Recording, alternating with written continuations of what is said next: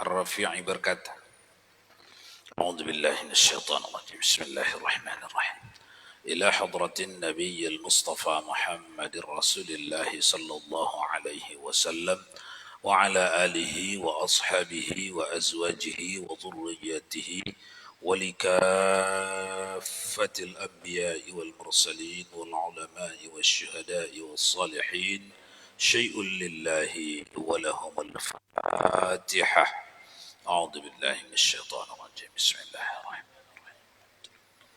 العالمين الرحمن الرحيم. إياك نعبد وإياك نستعين اهدنا الصراط المستقيم صراط الذين غير المغضوب عليهم ولا الضالين. فقال المؤلف رحمه الله تعالى وأدم نفعنا بعلومه في الدارين آمين. Tuan-tuan jamaah salat maghrib dan majlis ta'lim fardu ain Masjid Agung Karimun rahimakumullah.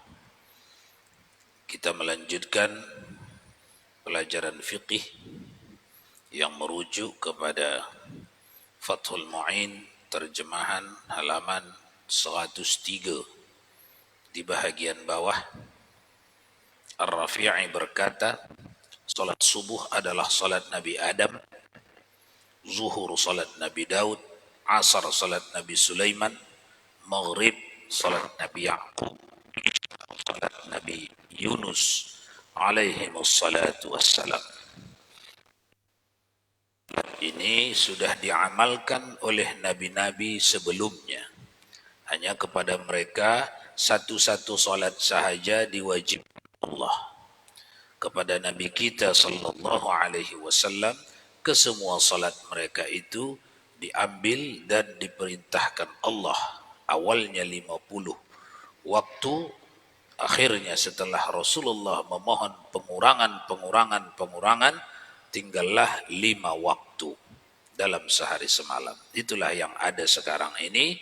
Ini mewakili salat para anbiya wal mursalin yang terdahulu. Dari sini isyarat kita fahami bahawa Nabi kita sallallahu alaihi wasallam adalah merangkumi semua ajaran yang pernah Allah sampaikan kepada nabi-nabi sebelumnya. Dari perbuatan utamanya, yakni salat, sudah nampak ya. Salat yang 5 waktu itu dibebankan Allah kepada anbiya sebelumnya. Satu persatu sahaja. Kepada Nabi kita dibebankan kesemuanya. Ketahuilah bahawa salat wajib dikerjakan pada awal waktunya sebagai kewajiban yang waktu pelaksanaannya luas. Jadi istilahnya itu wujuban muwassa'an. Salat wajib dikerjakan. Masuk awal waktu zuhur wajib di situ. Masuk awal waktu zuhur, wajib itu sudah berlaku sampai ke penghujung waktu zuhur. Itu maksudnya wujuban muwassa'an. Jangan mengartikan dengan suka kita atau keinginan kita, tak. Mengartikan dengan apa yang telah diartikan oleh fuqaha. Di masyarakat kadang-kadang ada memahami seperti itu. Maka difahaminya, kalau tak masuk waktu asar, kalau tak solat dia di awal waktu asar itu berdosalah dia. Imam Syafi'i kata tak berdosa, awak kata berdosa. Mana yang diambil ini? Karena wajib, maksud wajib solat di awal waktu zuhur. Yo, sama nasnya kita. Kita pun begitu juga. Wajib masuk waktu zuhur, wajib solat, dirikan solat. Yo, mendirikan solat waktu zuhur sudah tiba wajibnya mulai awal waktu zuhur sampai sebelum habis waktu zuhur. Itu artinya ya. Ini kitab kita ini mutawassit, pertengahan, uraian. Kalau kita buka pun mutawwalat yang lebih panjang dari ini, uraiannya sama. Seperti kitab Tuhfah, Nihayah, Raudhah, Majmu'. Ini semuanya 24 jilid ke atas ini. Kitab kita ini berapa jilid?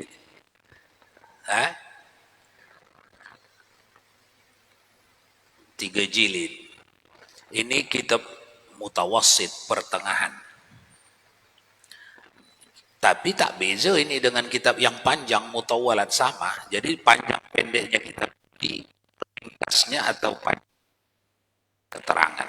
Kalau nanti maqasidus syar'i, hasil akhir yang diinginkan hukum, sama itu. Jadi wajib kan fardu di awal waktu. Maksudnya bukan pas awal waktu tuh wajib. Mulai dari awal waktu tu kewajiban tuntutan kepada orang ni sudah datang, wajib sampai sebelum habis waktu.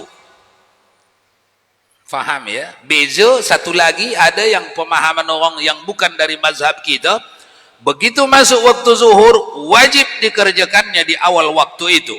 Kalau tak dikerjakannya di awal waktu itu berdosa dia. Itu pemahaman bukan dari ahlus sunnah wal jamaah itu. Dari mana ya? Dari luar itulah. Yang dari kita, dari ahlus sunnah wal jamaah syafi'iyah dalam fikih, begitu masuk waktu zuhur wajib dikerjakan. Time dihitung pada dia wajib. Kalau sebelum itu tak wajib. Kalau sudah masuk waktu zuhur wajib dikerjakannya waktu zuhur. Mengerjakannya di mana? Nah, nanti di bawah diuraikan. Mengerjakannya di mana? Sila pilih. Mau di awal, mau di tengah, mau di ujung, asal jangan keluar waktu. Tapi kalau mampu mengerjakannya di awal, sunnat muakkadah. Apa? Sunnat yang dikuatkan. Makanya nanti di dalam satu majlis yang melorot waktu mereka dari awal waktu, mereka tidak meninggalkan sunnah muakkad itu.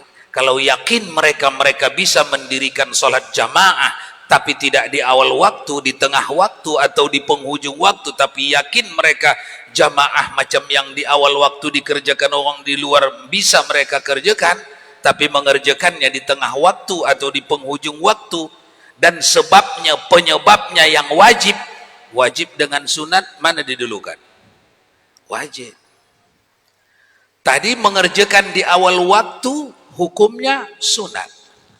Dengan berjamaah mengerjakannya fardu kifayah kalau hanya satu tuh jamaah di kampung tuh. Kalau banyak jamaah di kampung tuh kembali hukum sunat juga mengerjakan. Orang ni mau mengerjakan, berniat mengerjakan, tapi di pertengahan waktu. Sebab apa? Sebab mereka tengah menunaikan sesuatu yang wajib. Seperti contoh yang wajib apa itu?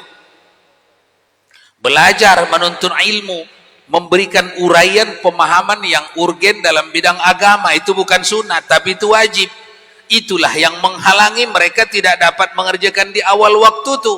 Maka salat mereka di pertengahan waktu tidak dikurangi pahala mendapat fadilat melaksanakan salat di awal waktu. Kok bisa begitu? Tapi tak di awal orang itu mengerjakan. Karena perintah wajibnya wujuban muwassa'an. Wajib yang dipanjangkan. Jadi wajib itu bukan penggal pertama di awal waktu nih, bukan. Dari sini sampai ke sini. Paham ya? Ini harus paham betul. Kalau tidak macam mana membagi masyarakat paham? Kalau kita sendiri tak paham, kita sendiri harus paham. Dan paham kita bukan tanggung-tanggung, ada kitab di tangan kita. Kitab kita bukan tanggung-tanggung. Sedunia ni orang meyakini kitab kita ini adalah pedoman yang kokoh dalam mazhab Syafi'i. Jadi tak payah awak se-Indonesia di negara lain pergi ke tepi-tepi kampung asal bermazhab Syafi'i negeri itu pasti dia kenal kitab kita ni. Tapi tak terjemahan bahasa Indonesia lah ya. Terjemahan bahasa dia lah. Jadi itu maksudnya tuan-tuan, wujuban muwassa'an. Ketahuilah bahwa salat wajib dikerjakan pada awal waktunya sebagai kewajiban yang waktu pelaksanaannya luas. Sama dengan wajib muwassa', tutup kurung. Orang habis tutup kurung ya. Bicara berikut dia. Orang boleh menundanya sampai waktu yang diperkirakannya masih cukup waktu salat.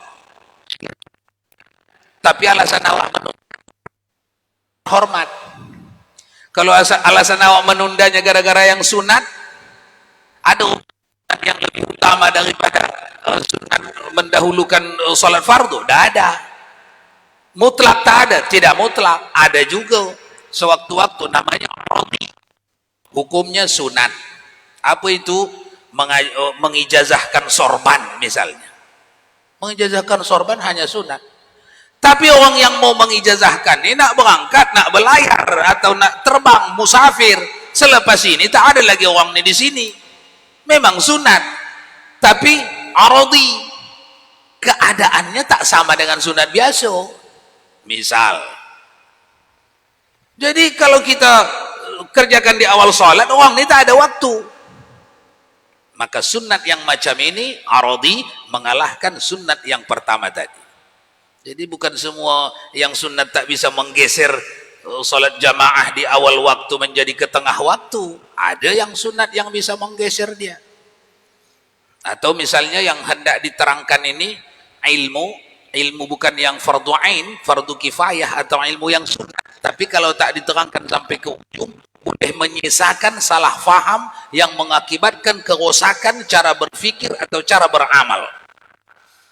Cara mengamalkan yang sunat, orang ini salah faham. Kalau setelah pengajian ini, lanjutkan pengajian ke ujung.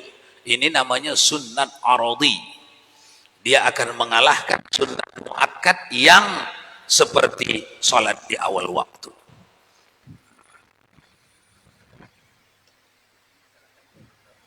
Kerja ini nanggung. Iya. Kemudian sebelum dikerjakannya sholat mati. Di sini berazam. Berazam artinya apa itu? Bercita-cita, berniat. Dia sudah bercita-cita. Dan dia mati masih di dalam waktu sholat itu. Belum habis waktu sholat itu. Maknanya dia masih di dalam waktu yang diizinkan. Tapi kurang terhormat. Kalau tak kuat itu alasan kenapa tak di awal waktu itu. Nanti ada itu. Tidak terpuji. Tapi belum sampai kepada dosa orang nih. Karena final di dalam mazhab ahlus sunnah yang sampai kepada dosa itu kalau di luar waktu dia. Itu sampai. Yang tidak sampai keluar waktu, tidak sampai kepada dosa, kehormatannya yang berkurang. Bukan orang terhormat dia. Kenapa? Alasan sedikit saja sudah didulukannya nanggung.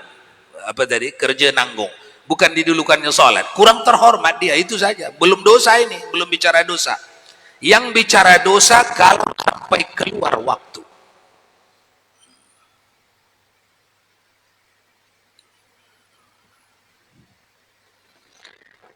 Bila seorang masih mendapatkan waktu salat untuk 1 rakaat saja, maka salatnya dianggap adaan.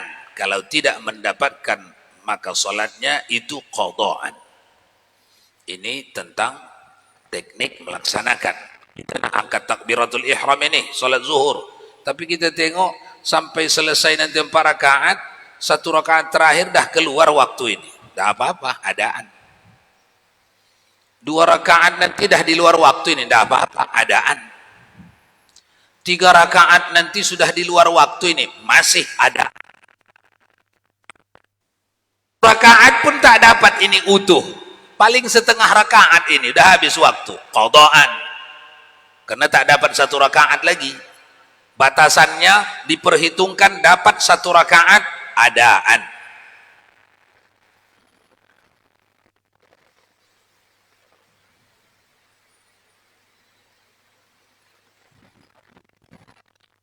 Melakukan sepotong sholatnya di luar waktu dikenakan dosa, sekalipun masih ada 1 rakaat yang dilakukan pada waktunya. Itu tadi 1 rakaat masih dapat zuhur itu tadi dalam waktu, tapi 3 rakaat dah di luar. Dia di samping sah sholatnya, dia ditimpakan dosa. Kalau ini di luar syar'i. Ada juga orang yang seperti ini tapi tidak dicela syar'i, seperti orang yang tertidur. Tapi tidurnya bukan karena larut, rewang tengah larut-larut malam. Kalau lantaran itu berdosa juga. Bukan lantaran itu. Biasa tidurnya macam biasa. Tapi sekali ini kesiangan dia. Satu rakaat saja subuh di dalam waktu. Rakaat kedua dah di luar waktu. Ini tidak ditimpakan dosa. Karena tertidur itu bukan bahagian daripada ikhtiariyah.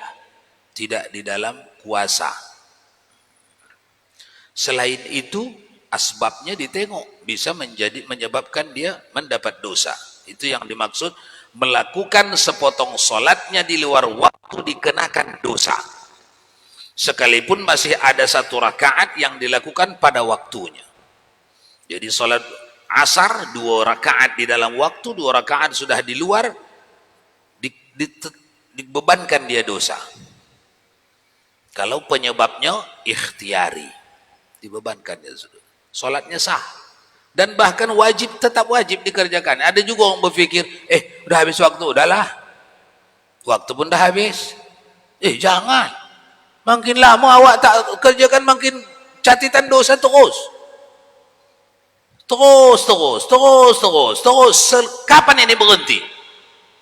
Catatan dosa ini. Sampai dikerjakan. Ada dulu di awal waktu, di awal dewasa dulu yang belum dikerjakan. Sampai sekarang penanya menulis itu. Dosa meninggalkan soal pada tanggal sekian. Terus. Sampai kapan itu berhenti? Sampai dia qadanya. Itu pentingnya mengqadha ya. Bukan perkara kecil mengqadha. Sepakat semua ahli ilmu dalam mazhab ahlus sunnah wal jamaah asy'ariyah maturidiyah. Dalam fikih Syafi'i, Maliki, Hambali, Hanafi sepakat ini semuanya bahwa tidak ada khilaf dalam wajibnya mengqadha salat fardu yang ditinggal sengaja atau tidak sengaja.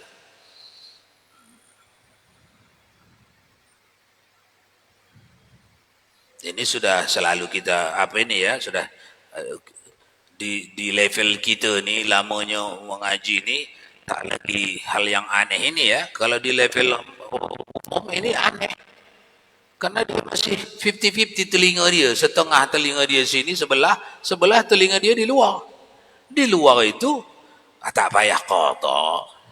Itulah gunanya kita banyak solat sunat. Itulah nanti menempel-nempelnya tu. Satu telinganya ke situ. Satu ke sini. Makanya masih oleng-oleng orang ni. Kalau yang sudah lama-lama mengaji ni, masih oleng-oleng juga lagi. Kalau oleng-oleng juga, teruk lah itu. Nah, ini apa ini? Oleng. Bismillahirrahmanirrahim. Gini Bu ya, dalam keadaan kita menerima tamu di rumah, tamu ini boleh dikatakan seringlah juga datang ke rumah kita. Sampainya waktu sholat isya, kadang dia datang maghrib gitu kan. Apakah lebih di masjid ataupun kita mendahului tamu kita dulu Bu ya? Atau bersama tamu kita di rumah? Iya Bu ya, untuk apa? Tengok, ya. Itu soalannya. Jawaban. Soalannya, apakah kita tamu kita ada di rumah, apakah lebih afdal kita kawani dia jamaah di rumah atau kita bawa dia ke masjid? Itu. Atau kita tinggalkan dia di rumah, kita pergi masjid? Jawabannya, tengoklah maslahatnya. Tengok maslahatnya. Itulah gunanya. May yuridillahu bihi khaira yufaqihu fid din. Siapa yang dimahukan Allah baik dia mengamalkan agamanya ini, dicerdaskan Allah otaknya. Begitu ada tamu, ditengoknya kedudukan hukum. Aku sholat berjamaah di masjid karena aku bukan petugas, tak ditunggu orang, tak imam, tak apa. Aku dudukanku di sunnat muakkad.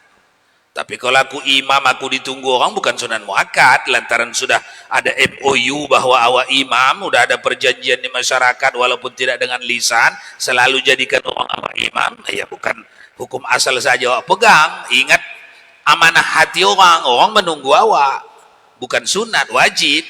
Tapi ini orang umum. Hukumnya dia datang ke masjid untuk sholat jamaah sunnat muakkadah. Sunnat muakkadah. Satu sisi, di sini tengoknya tamunya ini tamu apa ini? Tamu yang bisa diajak ke masjid, afdal diajaknya ke masjid. Tamu yang tidak bisa diajak ke masjid lantaran apa uzur berjalan atau segala macam, salat berjamaah di rumah. Salat berjamaah di rumah dengan ditinggalkannya salat berjamaah di masjid, pelaksanaan salat berjamaah jangan rosak. Jangan kehilangan Bilal, kehilangan imam, kekurangan jamaah, tinggal tu imam saja ada. Berdosa wak. Karena fardu kifayah mendirikan jamaah di dalam satu qaryah, satu kampung. Jadi ditengoknya lah. Kalau cocok maksudnya mengajak ke masjid, afdal. Karena hukum dasar mengejar jamaah yang lebih banyak makmumnya, lebih besar pahalanya. Jadi kalau awak tak petugas di masjid ni, awak boleh pergi-pergi ke masjid-masjid mana yang lebih banyak jemaahnya, di situ pahala lebih besar. Kecuali diamanahi orang awak petugas di masjid ini, jangan pergi dari sini, berdosa. Karena amanah itu tadi, itu wajib aradhi, bukan hukumnya yang asalnya yang wajib.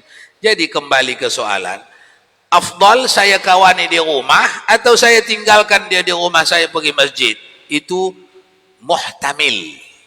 Bisa kawani, bisa tidak, tengok keadaan. Yang penting untuk mendeteksinya, menggambarnya dari hukum. Hukum awak pergi ke masjid itu apa? Hukum asal sunat.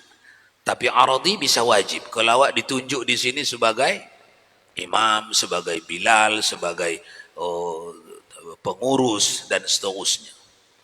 Hukum aradhi. Kemudian tamu yang awak tinggalkan itu pun hendak ditengok. Ini ku tinggalkan di rumah, makin tak sembahyang atau khusuk sembahyangnya ini di rumah. Hanya tak kuat dia jalan ke masjid misalnya. Nah, tinggalkan. Ini kalau ku tinggalkan di rumah, jangan-jangan jadinya tak sembahyang ini. Dalam hati. Kawani dia, sholat di rumah. Karena membiarkan tamu itu tak sembahyang di rumah, hukumnya berdosa.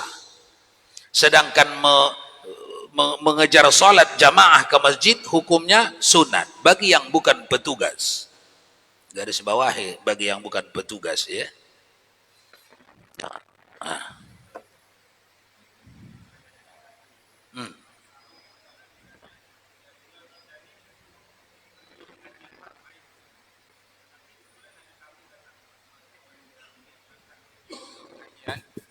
Pada saat kita mau berangkat ke pengajian, ada tamu datang gitu. Iya.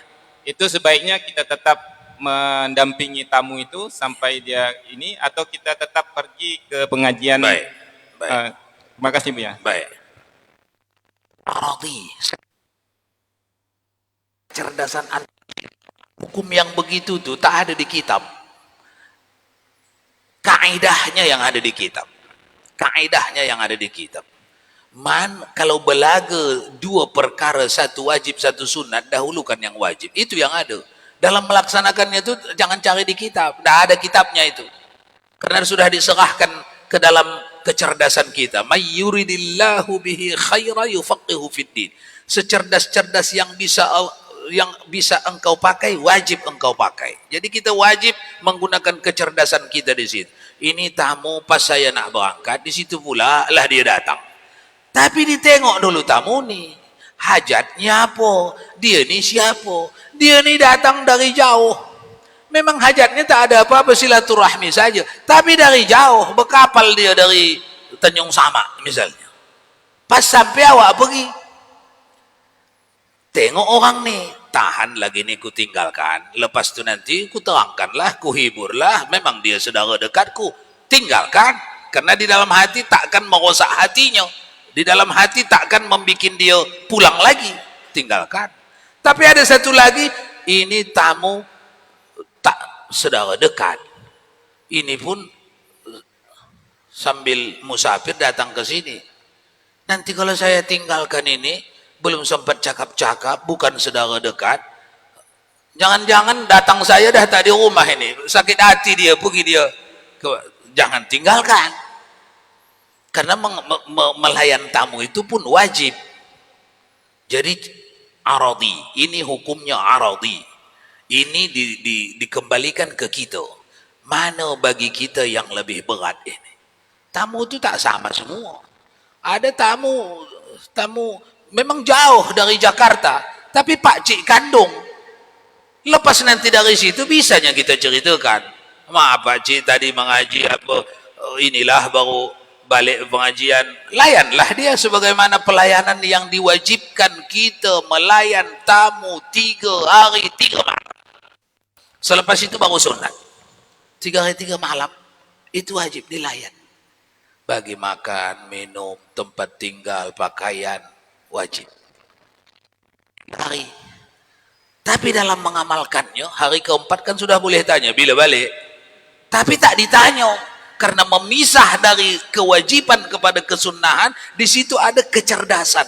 Siapa yang dimaui Allah baik mengamalkan agamanya ini, maka dicerdaskan Allah dia dalam memahami agamanya. Kecerdasan kita lah yang berlaku di situ. Ini dah hari keempat, tapi tak tanya. Ini dah hari kelima, tak tanya. Padahal kalau nak tanya pun dah boleh. Kenapa tak tanya? Kita ingin yang lebih mulia, yang lebih hormat, yang mampu difahami.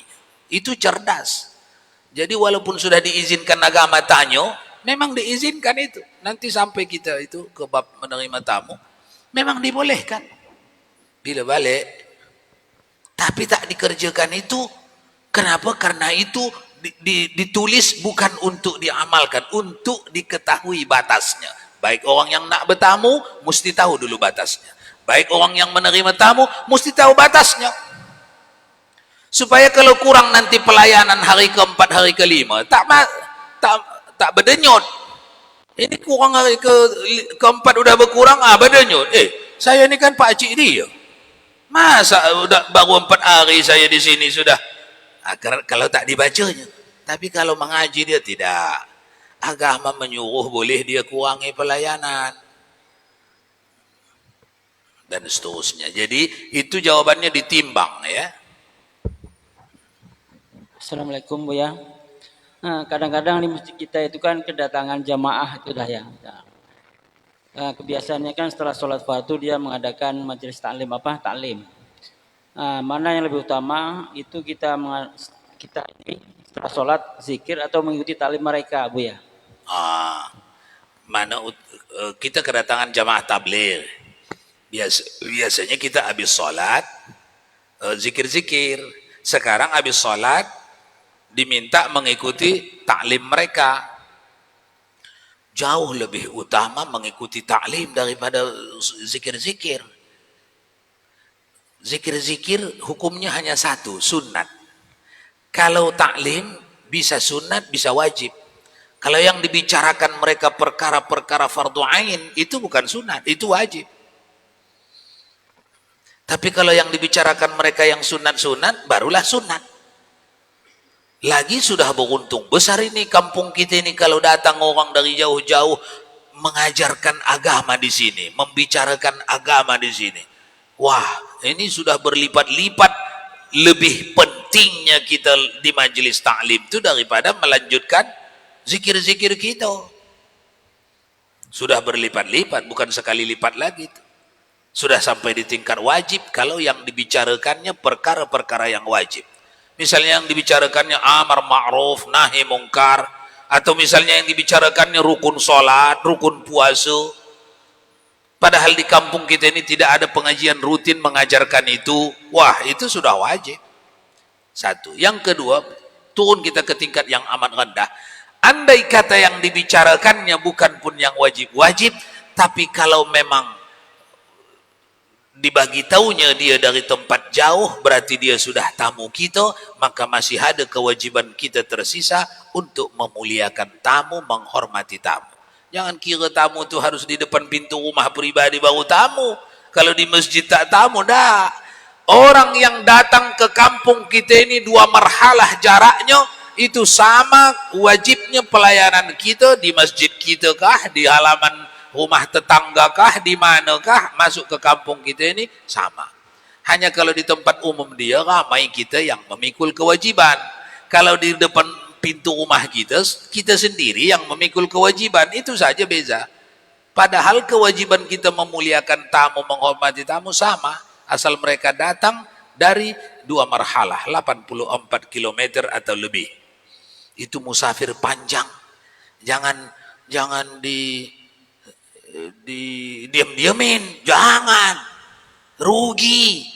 Dia berdoa sudah dijamin dalam Bukhari Muslim makbul. Doa awak tak ada jaminan. Karena awak tinggal di kampung.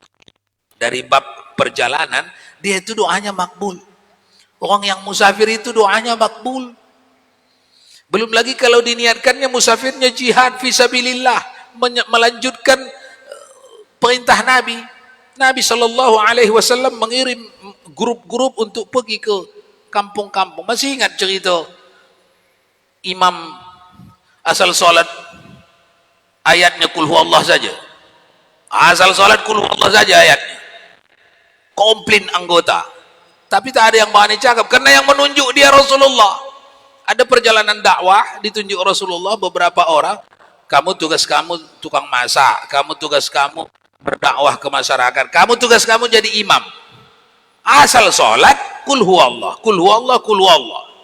Nanti kalau pulang ke Madinah kita adukan orang ni ke Nabi. Saya tak suka ini orang ni. Kul huwallah saja pula ayatnya. Itu utusan Nabi itu ke kampung-kampung. Nah, soalan tu jawabannya cerdaskan pikiran kita, jangan kita terbawa hawa nafsu ya. Kalau mau jalur hawa nafsu nanti ikut itu, makanya banyak bertembung-tembung di masjid-masjid bergaduh. Datang-datang entah siapa-siapa, entah dari mana awak, ilmu awak mana, tamat tak jelas. Tahu-tahu di kampung, di masjid kami bikin halaqah, bikin ceramah. Ada tak begitu? Jangan, kita jangan ikut itu. Aib. Awak ditinggalkan, ibarat orang disapunya pantatnya pergi dia karena marahnya lah itu. Begitulah malaikat meninggalkan awak. Awak ditinggalkan malaikat. Awak dihinakan malaikat. Karena mereka itu diikuti malaikat. Orang-orang yang dawam sentiasa dalam zikrullah, sentiasa dalam ta'lim, sentiasa dalam dakwah, dalam jihad, itu diikuti malaikat kemana-mana. Inna lillahi malaikatus sayyahin. Ada sayyahin, petugas Allah yang sentiasa ikut kemana-kemana orang itu. Tahu-tahu awak menolaknya atau apa namanya itu, mengecilkan peluang dia. Sebelah sini tak boleh, yang boleh di tepi sana aja. Masya Allah. Jangan ya, jangan. Kita bukan di situ kita. Itu kerja orang yang tidak ada lampu sedikit pun di dalam hatinya itu. Kita bahkan kebalikannya itu. Kalaupun Anda tak sanggup ikut seperti itu, paling tidak Anda punya andil dengan doa, dengan apa namanya itu, tabassam, dengan sukacita. Jangan pasang muka masam. Kadang pengurus masjid ini kurang-kurang faham, pasang muka masam, kunci cepat-cepat pas itu pergi. Subhanallah. Jangan ya.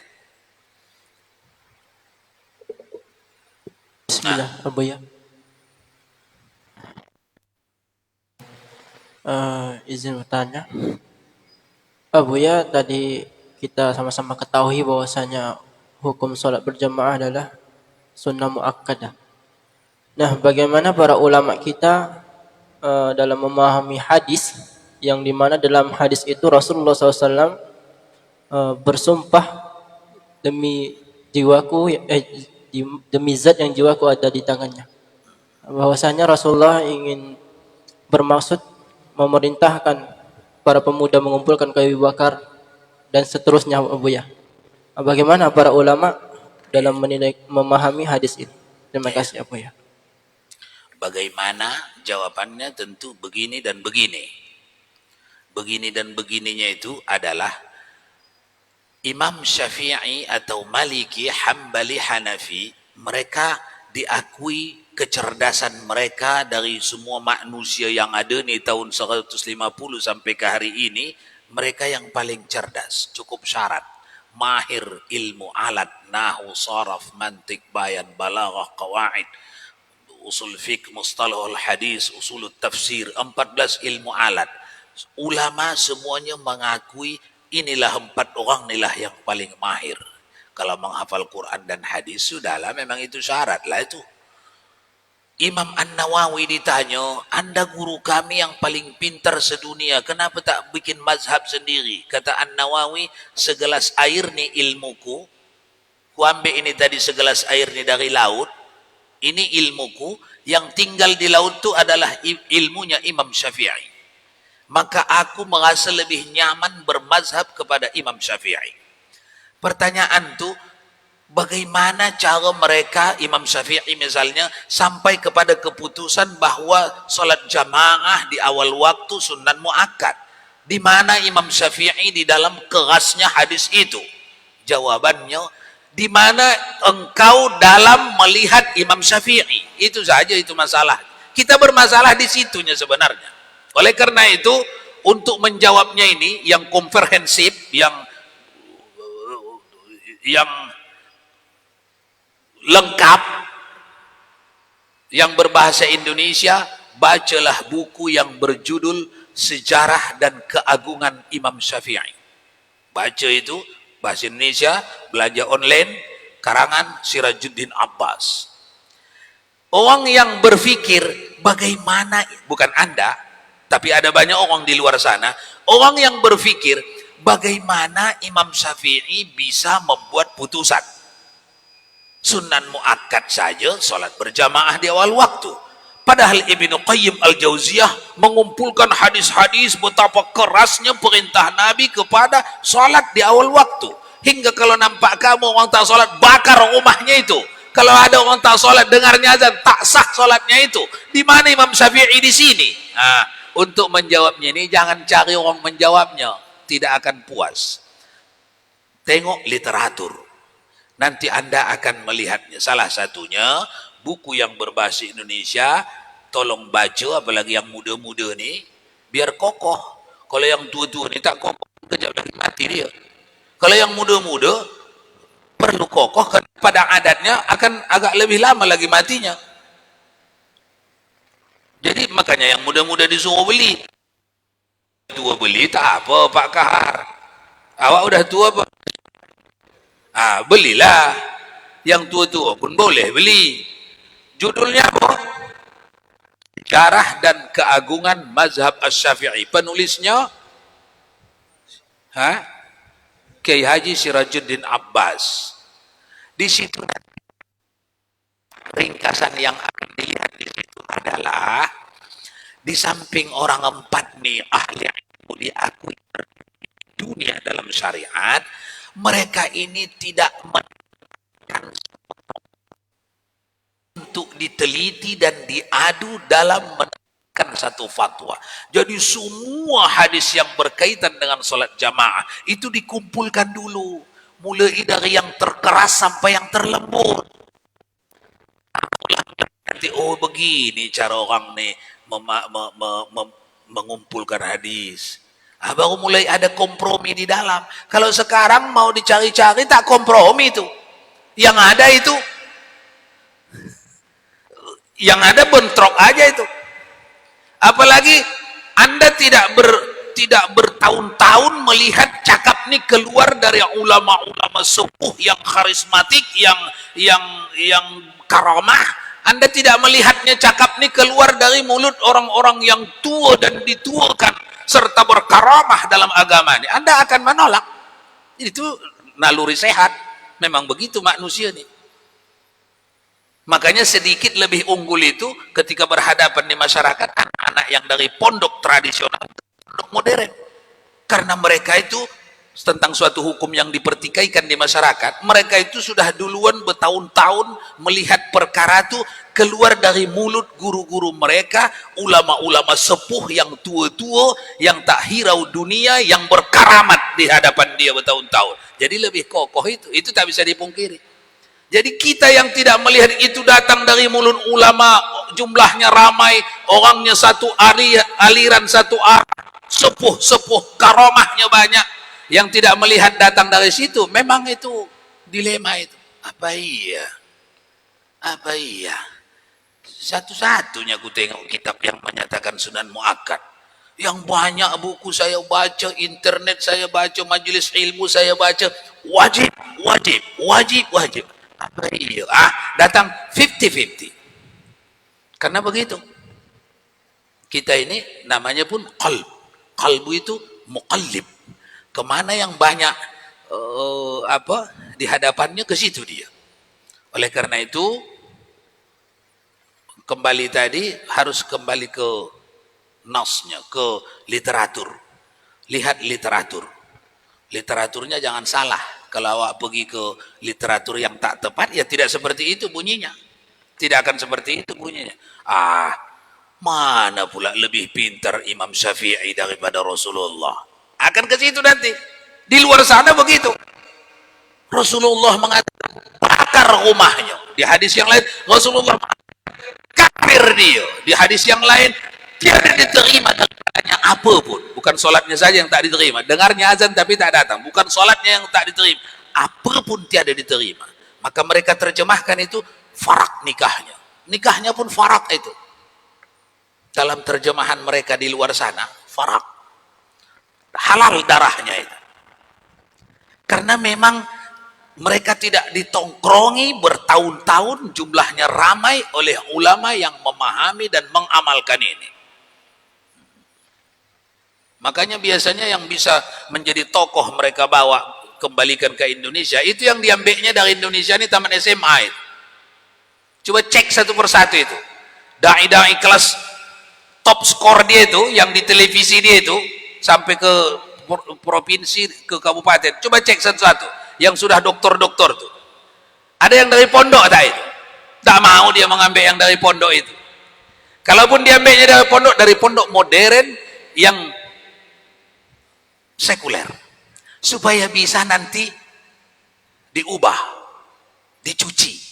Kalau yang dari pondok tradisional, tak mau dia menerimanya itu. Karena orang ini sedikit banyak bagaimana degilnya dia di pondok-pondok. Kalau pondok itu tradisional, dia pasti diajarkan ilmu alat yang 14. Ilmu nahu, saraf, mantik, bayan, balaghah, qawaid, mustalah, hadis, usulul fiqh. Diajarkan. Yang mengajarkannya itu ulama sarungan. Ulama apa? Yang satu warna semuanya. Ramai ulama itu satu model semuanya. Sama-sama mengatakan sunat muakkad, salat fardu di awal waktu. Itu tertanam kepada anak itu 6 tahun, 7 tahun. Tak mudah itu diubah. Beza dengan yang satu lagi tadi. Makanya yang diambilnya itu untuk disekolahkan itu yang satu lagi tadi. Waktu di pondok dia, pondoknya ndak ada bahasa Arab, ndak ada. Semuanya begitu. Itu bisa diubah. Itu yang mudah diubah. Atau tidak dari pondok pun, taman SMA, ada hafalan Qur'annya, dikursuskan dia ma'ad lughawi, pelajaran bahasa Arab setahun, dah kuliah. S1, S2, S3 ditanggungnya. Dibiayainya, bahkan dihonornya. Ada gajinya masa kuliah. Pulang-pulang ke Indonesia, itu dia. Mana lebih pintar Imam Syafi'i dari Rasulullah? Hei orang ramai, kamu ikut Nabi apa ikut Imam Syafi'i? Ke situ nanti itu. Dakwahnya itu begitu. Jangan awak tak tahu itu, atau pura-pura tak tahu, tak apa. Tapi kalau sama sekali tak tahu, jangan, karena kita sudah ada di zamannya. Bahkan mereka telah mengumumkan perang dengan kita, dengan menyesatkan kita. Asy'ariyah, Maturidiyah itu sesat. Imam Ghazali adalah sumber kesesatan, padahal itu imam mazhab kita dalam urusan tasawuf. Dengan menyesatkan Imam Asy'ari, itu setara dengan menyesatkan umat Islam Ahlus Sunnah wal Jamaah yang jumlahnya 2/3 dari umat Islam di dunia sepeninggal Nabi Sallallahu Alaihi Wasallam. Ya, jadi efeknya tidak kecil. Awalnya pertikaian perbezaan ini kecil, tapi dampak hasilnya di sana tidak kecil. Kalau awak tidak hari-hari tidak dekat dengan Google, cerita ini tak ada ujung tak ada pangkal ini. Tapi kalau awak dekat dengan Google, hari ini kita tidak biasa-biasa saja. Hari ini kita tidak biasa-biasa saja. Secara akidah, secara syariah, fikih, secara tasawuf, makrifat, kita tidak biasa-biasa saja. Kita sedang digempur oleh kekuatan yang punya duit banyak untuk berebut umat. Mereka sedang merebut umat, membawa kepada mereka. Itu Asy'ariyah, imam tauhid kamu itu sesat. Mereka keluarkan bukunya, mereka edarkan kepada masyarakat. Mereka punya dana yang besar untuk itu. Kita harus punya perahu sekalipun kecil, tapi apa namanya itu? Laju. Apa namanya itu? Bukan laju. Dengan ombak tahan, dengan karang tahan, dengan kecil saja perahunya tapi unggul. Apa namanya itu? Kokoh. Harus kokoh. Cara mengkokohkan setiap pelajaran kita, walaupun sikit-sikit kita belajar, punya kitab. Kitab itu bernuansa internasional. Dikenal orang, di tepi bumi yang paling tepi pun harus dikenal orang. Ini Fathul Mu'in dikenal orang sedunia. Semua masyarakat dunia tahu ini. Sekalipun Anda membacanya dalam bahasa Indonesia, mereka membacanya di sana dalam bahasa mereka, entah bahasa apa negeri mereka. Tapi yang diamalkan, difahami sama. Aqidatun Najin yang kita baca, itu satu dunia ini sama tauhid. Sifat 20. Sekalipun Anda membacanya dalam bahasa Melayu, mereka di sana membacanya dalam bahasa mereka, tapi yang diajarkan, difahami, diiktiqadkan sama. Itulah caranya. Sehingga siapa yang membaiki literaturnya itu, makin kokohlah keberadaannya, ilmunya. Baik. Habis ya? Habis apa lewat? Lewat. Baik. Kita cukupkan. Wah, lewat banyak itu. أعوذ بالله من الشيطان الرجيم بسم الله الرحمن الرحيم الحمد لله رب العالمين والصلاة والسلام على أشرف الأنبياء والمرسلين سيدنا ومولانا محمد وعلى آله وصحبه أجمعين اللهم يا عليم يا عظيم يا غفور يا ودود اللهم زدنا علما وارزقنا فهما اللهم ربنا علمنا الذي ينفعنا اللهم ربنا فقهنا وفقه أهلنا وقرابات لنا في ديننا برحمتك يا عزيز يا غفار يا رب العالمين وصلى الله وسلم على سيدنا محمد صلاة توسع بها علينا الأرزاق وتحسن بها لنا الأخلاق وعلى آله وصحبه وبارك وسلم تسليما كثيرا والحمد لله رب العالمين.